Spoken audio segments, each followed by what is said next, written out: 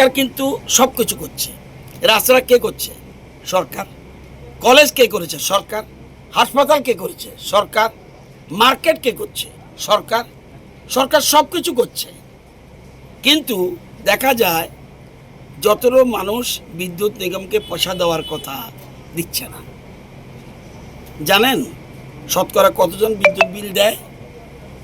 শুধু আমি কৈলাসহরের কথা যদি বলি, অ্যাট প্রেজেন্ট 36%। আগের থেকে একটু বেটার, মাত্র 36%। তার মানে 64% দেয় না। আমার কাছে তথ্য রয়েছে। কুমারঘাট একটু বেটার হয়েছে, কিন্তু দেয় না।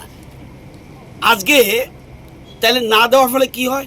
বৈধ গ্রাহক যারা তাদের উপর চাপ পড়ে।